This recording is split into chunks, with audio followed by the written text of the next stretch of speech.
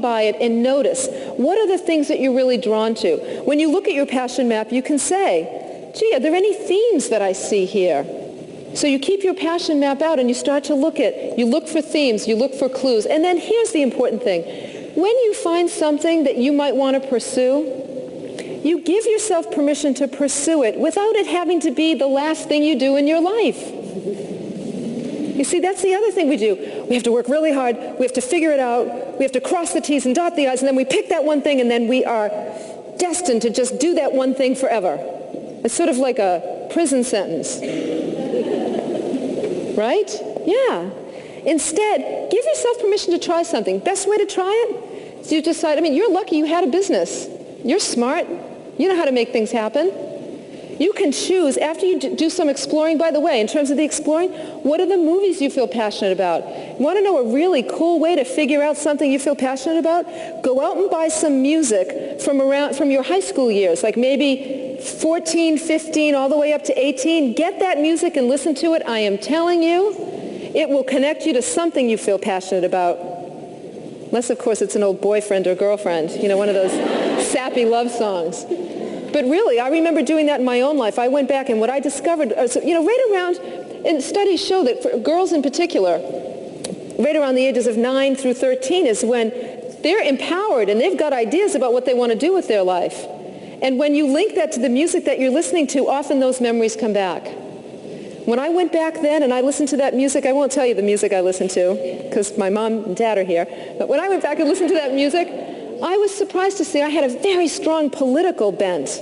I wanted to change the world. I had this, it was connected to something I felt passionate about. What are the movies that you're drawn to? What are the movies you've seen more than once? There are clues there. Once you decide, once you choose something that you feel passionate about, then all you need to do is something very simple. And that is you decide, okay, I think I'm passionate about, hot air ballooning.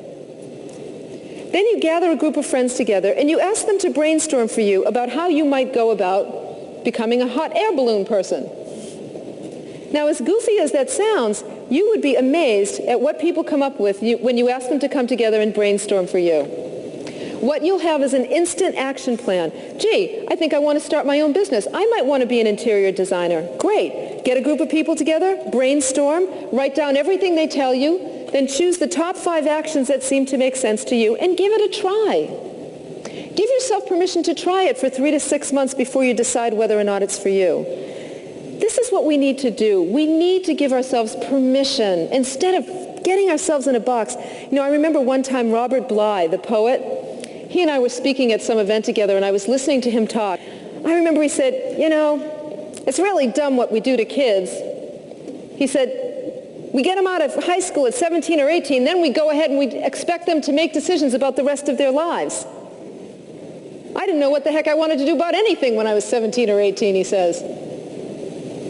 He goes, here's how I think it needs to be done. I think when they get out of high school, they ought to be free to roam the world.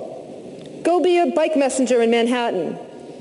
Go to London and do something else. Travel around the world. Try lots of different things. Everything you possibly could. And then when you get to be about 35, then it's time to choose what you might want to pursue in college. Doesn't that make sense? Think about this, my friends. How crazy is it that we take kids, they are kids when they're 17 and 18, and we ask them to make a choice that will cost at least $100,000. And 4 years of their life and probably 24 years of yours. It's crazy. That's why a lot of times when I'm talking with parents, I say to them, your kids are not going to be able to figure out their passion at 18. Give them permission to explore. We have so much shame around not knowing what it is we want to do. I wish back when I wasn't sure, when I left my family's business and I floundered for a few years because I didn't know what to call my business. And I remember there were times where I felt enormous shame, like, I should be a lawyer, or I should be a doctor, or I should be this or that, as if there was something wrong with me because I wasn't a something. I wish I could have gone back to that time and I would have said, Cheryl, honey, just relax. Take your time. Explore a whole bunch of things. It's okay if you try something and it doesn't work. Try something else. That's how we connect with what we're passionate about. I remember there was a woman in a workshop that I did in Denver where we were talking about passion, and she stood up and said, well, I'm passionate about skiing. I want to be a ski instructor. And I said, okay, great. Well, what's getting in the way? Well, I'm too old. Yeah, like that's going to work with me. So we did some brainstorming for her, and it was great. People came up with ideas like, create a skiing class for chickens. Or create a ski school for baby boomers, over-the-hill baby boomers, or something like that. And this woman, as she got these ideas and she listened to people brainstorm for her, she realized, oh my goodness, I think I might be able to do this. And it was wonderful because halfway through, while I was writing Stand Up for Your Life, I was writing about passion and the steps that you take in order to pursue your passion. I was writing about this brainstorming exercise, and didn't I get an email from her saying, you know what, I finally did it. I went out and said, even if I fail, so I fail. What's the big deal? I went out and I applied at places, and 2 ski places hired her to become ski instructors. 2 people offered her jobs, and she took one. And she said, you know what, I don't know if I'm going to be doing this for the rest of my life. Who knows? But for right now, I'm having one hell of a time. Is that helpful? It does. Are you going to give yourself permission to explore? Could you convince me?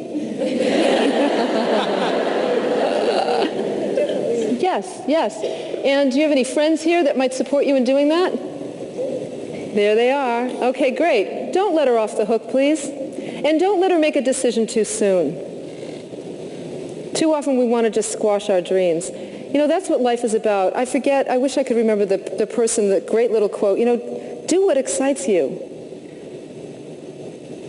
Please, when I hear things like, I want to do what I really love, but I can't afford it, who told you that? I love the fact that one of the things my mother instilled in me is this maverick nature that says, please tell me it can't be done, because I will work very hard to prove you wrong. And that's what we all need. When it comes to our passion, we need to be willing to just do whatever it takes, because your life is worth it. So you can create abundance in all areas of your life. If you're feeling insecure in your life, it's not just about money. It's not just about a lack of passion.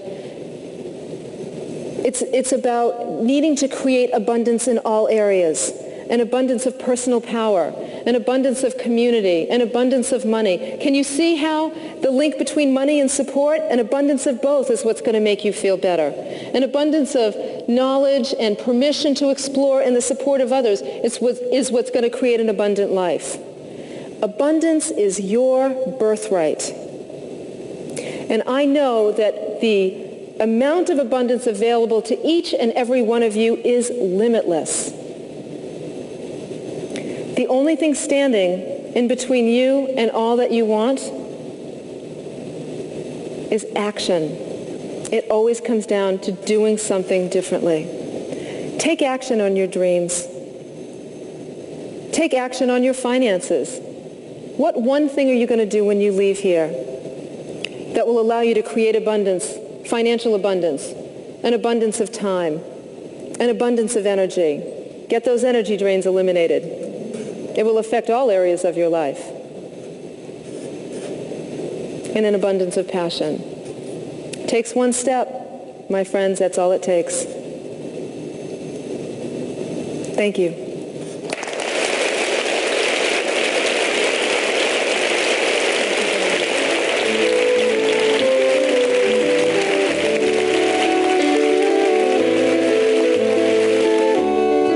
Coming up next, a special bonus segment. Learn about the magic that can happen in your life when you take the steps to put your passion into action. Remember earlier I talked about how it's very easy for us to discount or dismiss the things that we feel passionate about that we'd like to pursue in our life because we're afraid that we can't make money doing that, or that we don't have what it takes to do it, or that doors won't open, especially for the things that are so important to us. Well, I'm here to tell you that when you decide on pursuing something you feel passionate about, it is amazing the doors that start opening for you. When you decide to pursue those things that you feel passionate about, doors will start to open for you. You just need to have that expectation. I remember back when I was first writing Take Time for Your Life, and I was clueless about whether or not I could write. I had no idea whether or not anybody would ever want to publish what I was doing. All I knew was that I felt passionate about writing.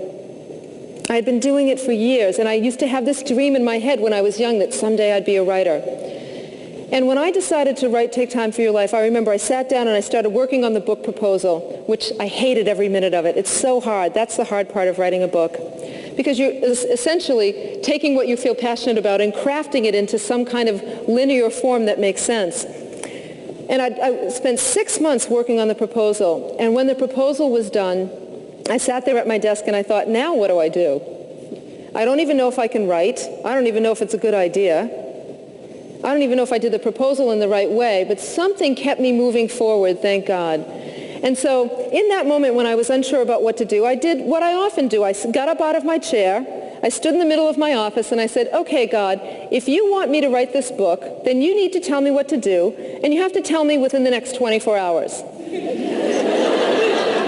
I figure, hey, what the heck, let's get really specific with God too, right?